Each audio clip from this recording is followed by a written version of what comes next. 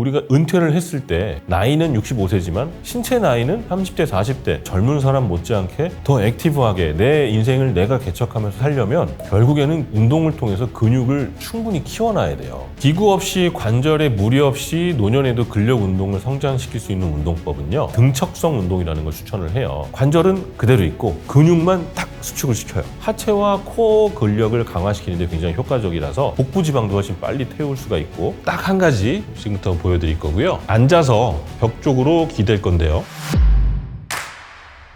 안녕하세요. 저는 신경외과 전문의 이정표입니다. 주로 허리와 다리의 통증, 저림 등을 진료보고 있고요. 현재는 강남 신사역에서 진료를 하고 있습니다. 반갑습니다. 점점 한국의 고령화 속도가 빨라지고 있죠. 한국의 고령화가 어느 정도 심각한 상황인지 통계를 보면 2023년부터 해서 2070년까지 우리나라 65세 이상의 인구가 과연 우리 인구의 몇 퍼센트를 차지하느냐를 보여주는 그래프예요. 정말 충격적인 거는 2050년 이상이 되면 40%, 2070년이 되면 우리나라 2명 중에 1명은 65세 이상의 인구가 된다는 아주 초고령화 사회로 가고 있다는 그래프입니다. 그 다음에 더 중요한 거는 우리가 65세 이상이 돼도 우리가 은퇴를 했을 때 그 20년을 나는 내 삶 다 살았어, 이제는 뭐 할 게 없어 하고 그냥 살 것이냐, 아니면 젊은 사람 못지않게 더 액티브하게 내 인생을 내가 개척하면서 살 것이냐 결정을 해야 된단 말이에요. 그러면 고령화 시대에 도태되지 않고 내 삶을 살려면 결국에는 운동을 통해서 근육을 충분히 키워놔야 돼요. 나이는 65세지만 신체 나이는 30대, 40대, 더 심해지면 20대 못지않아 라는 그런 건강한 몸을 갖춘다면 걱정은 훨씬 덜 하게 되겠죠. 걷기 운동 좋은 운동이죠. 저한테 이제 진료 보러 오시는 환자분들이 물어보시거든요. 걷기 운동이 좋아요? 아니면 다른 운동 더 좋은 거 추천해 주세요. 그러면 저는 지체 없이 얘기합니다. 근력 운동을 꼭 하시라고. 걷기 운동은 쉽게 할 수 있는 부상이 적은 운동이지만 그것만 해서는 부족하다고 항상 얘기를 해요. 아우, 지금 이런 상태에서 어떻게 근력 운동을 해요? 라고 하는데 할 수 있어요. 왜냐하면 근력 운동이라는 게 거창하게 큰 역기를 들고 막 대단한 운동을 생각하시면 안 되고요. 우리 일상생활에서 이게 근력 운동 맞아요? 생각할 정도로 아주 가벼운 운동부터 시작해서 점차 늘려나가면 되기 때문에 저는 항상 근력 운동을 중요하다고 얘기를 하고요. 그러면 걷기 운동을 했을 때와 근력 운동을 했을 때 우리 뇌가 느끼는 거는 근력 운동이 조금 더 단위 시간당 얻는 게 더 많아지기 때문에 그쪽으로 더 발달을 하려고 한단 말이에요. 우리가 유산소 운동도 좋지만 근력 운동을 해서 자세도 바르게 하고 우리 혈압 유지에도 더 도움을 받을 수가 있고 콜레스테롤 감소에도 도움이 되고 혈당 조절에도 훨씬 좋게 되죠. 당연히 이제 근육이 증가하게 되면은 기초대사량이 늘어나니까 복부 지방도 훨씬 빨리 태울 수가 있고 노년기에 생길 수 있는 여러 가지 합병증들을 줄일 수가 있어서 저는 반드시 유산소 운동 전에 근력 운동을 굉장히 강조를 하고 있습니다. 기구 없이 관절에 무리 없이 노년에도 근력 운동을 성장시킬 수 있는 운동법은요, 등척성 운동이라는 걸 추천을 해요. 관절은 그대로 있고 근육만 딱 수축을 시켜요. 테니스 엘보우 있는 분들은 팔꿈치 바깥쪽이 많이 아프시잖아요. 관절을 막 움직이면서 운동하게 되면 관절 끝에 갈리면서 힘줄이 끊어지거나 더 손상을 심하게 받는 경우가 많은데, 이 등척성 운동을 이용하게 되면 그런 힘줄의 손상 없이도 충분히 근력이 좋아지고 주변에 염증을 가라앉힐 수 있는 그런 효과가 있기 때문에 저는 등척성 운동 굉장히 추천합니다. 노년에도 할 수 있는 등척성 운동 딱 한 가지 지금부터 보여드릴 거고요. 저는 벽 스쿼트를 추천을 해드려요. 별거 아닌 것 같아도 코어 운동에 굉장히 큰 도움이 되기 때문에 이 한 가지 추천을 해드리고요. 좀 신경 써야 될 게 무릎은 어깨 넓이로 편안하게 서신 상태에서 이게 넘어지면 다칠 수 있기 때문에 벽에서 한 20cm에서 30cm 정도 이렇게 앞에 섭니다. 앉아서 벽 쪽으로 기댈 건데요. 처음에 너무 두려우시면 그냥 이렇게 기댄 상태에서 이렇게 천천히 내려가시면 돼요. 처음에는 이렇게 45도 정도로 시작을 하시는 게 좋습니다. 너무 처음부터 90도로 확 시작하려고 하지 마시고 할 수 있는 강도를 이용해서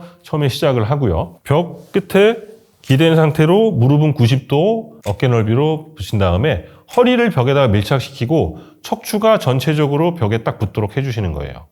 자, 이 상태로 팔은 가슴을 싸거나 서로 이렇게 맞잡은 상태에서 한 1분 정도 버틸 겁니다. 무게중심은 약간 뒤꿈치 쪽에 실리게 하는 게 좋습니다. 자, 이때 주의하실 게 너무 욕심부려서 90도로 하고 1분을 다 버티려고 하다가 넘어지거나 부상을 당할 수가 있거든요. 그러니까 처음에는 45도 정도로 해서 10초에서 15초 정도 하고 쉬시고, 다시 또 이렇게 내려와서 10초에서 15초 정도 하고 쉬시고, 이렇게 하다가 조금 익숙해졌다 싶으면 점점 각도를 내리시고요. 반드시 무릎 관절에 통증이 없는 상태에서 운동을 하셔야 됩니다. 등척성 운동이라는 거는 근육을 딱 고정시키고 관절을 고정시킨 상태에서 수축을 시킨다 그랬잖아요. 그러니까 시간을 주고 쭉 힘을 줘야 돼요. 그러면 뭐가 좋아지겠어요? 근육이 아주 장시간 긴장 상태를 계속 유지를 해야 되니까 거기에 적응을 하면서 지구력이 좋아져요. 그 다음에 우리가 원하는 어떤 특정 근육을 강화시킬 수 있어요. 무거운 물건을 들다 보면 힘드니까 나도 모르게 반동을 이용하게 되고 내가 원하지 않는 그 주변 근육을 함께 써가면서 운동을 할 수밖에 없는데 등척성 운동은 그렇게 힘들진 않거든요. 이걸 버티기만 하면 되기 때문에 원하는 자세로 정확하게 내가 원하는 근육을 자극을 할 수가 있어서 관절 주변의 근육을 강화하는데 굉장히 유용하고 관절의 안정성을 높일 수 있다는 그런 장점이 있고요. 이런 등척성 운동이 코어 근육을 활성화시키는 데도 굉장히 도움이 되고 그렇게 되면은 균형과 자세가 훨씬 좋아진단 말이에요. 지구력 향상, 특정 근육 강화, 안정성 향상 이 세 가지의 작용을 통해서 근력 강화에 도움을 받을 수가 있습니다.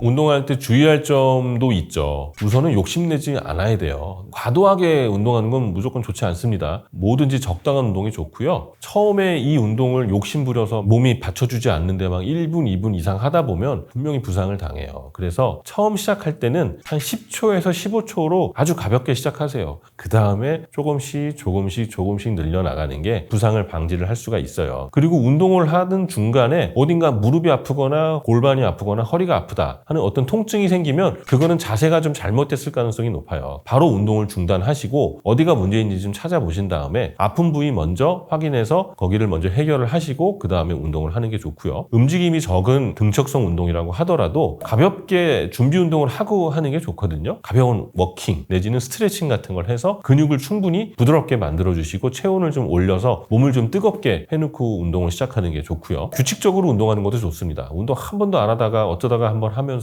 강도를 높게 하는 것보다는요. 시간을 정해서 규칙적으로 운동을 하신다면 부상 같은 거를 방지를 할 수 있는 방법입니다.